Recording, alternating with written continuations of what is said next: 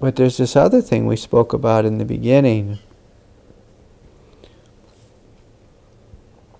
which is just being in the true nature of the heart, which is openness, which is love, and seeing life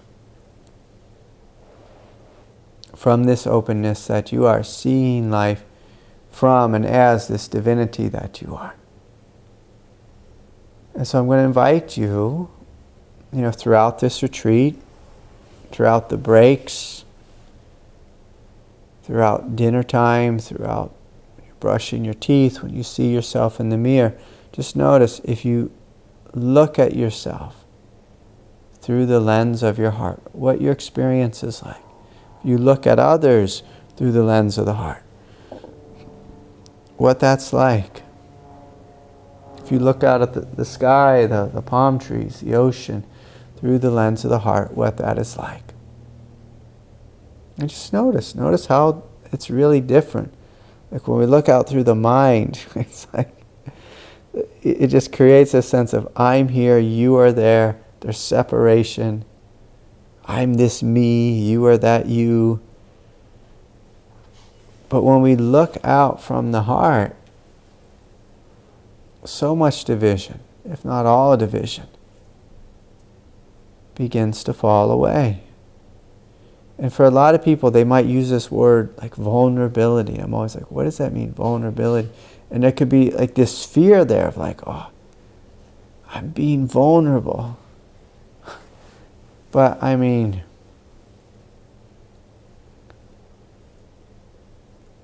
what's the most dangerous thing that could happen, let's just say in this context?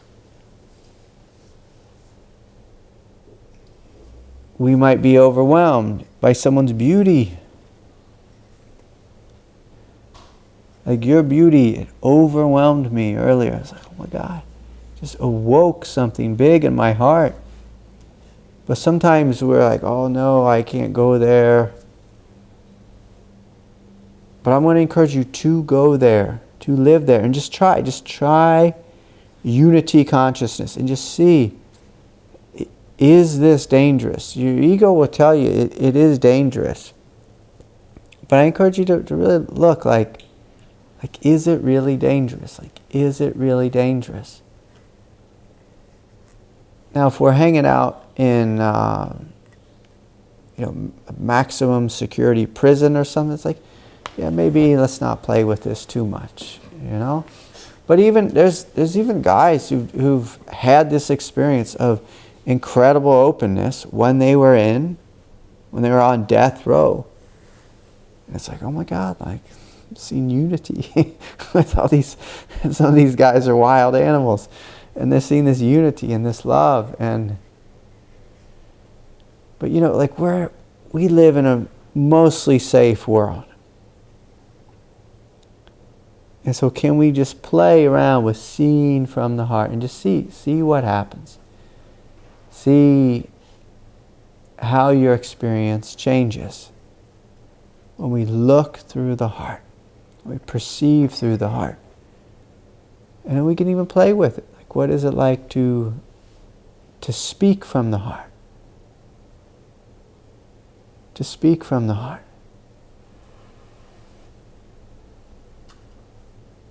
Now, I will say this, that if there is a subtle danger, when you come into the heart, you tend to feel more, you tend to be much more sensitive.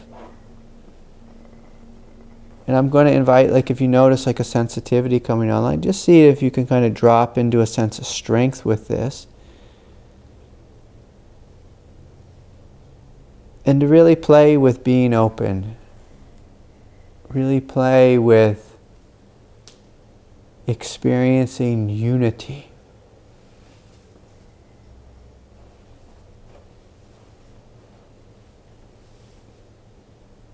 And when you come into unity consciousness, it has this real feeling of just being in love with life. Being in love with creation.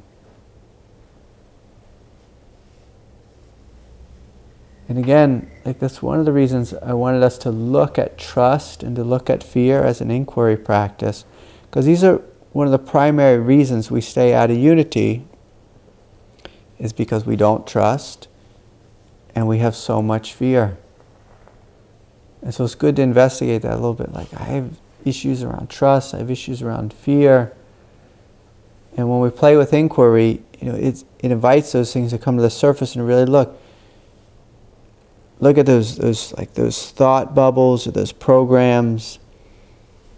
And with inquiry, it's almost like we begin to look at it very clearly.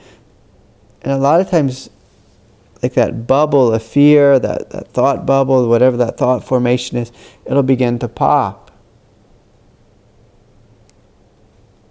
And as you come into the heart, you realize, it's easy to be open.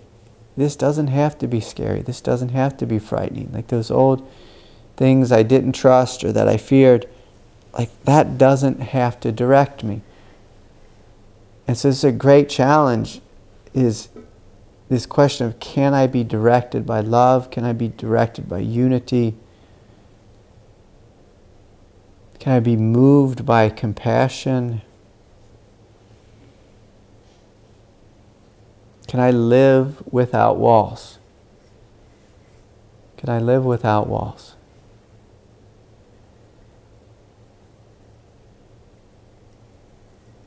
And then, if you're in a place where you need a wall, like, don't worry, your ego will be right there, and it'll be like, all right, let's put a wall up. Like, let's put one up. Okay. But that's okay. Like, that doesn't have to be the worst thing. If you need to put one up, but if you put it up, it's because you choose to. Instead of it just being this unconscious habit that is constantly running. Like, some of us were hurt when we were 5 years old, and we just decided as a 5-year-old unconsciously to put that wall up, and it just stayed up the whole time. But now as adults, it's like, well, let's choose. Do I want this wall here? Do I need it here? Does it help me? Or does it just make me grumpy or agitated? Would you call it a stick in the mud? Right?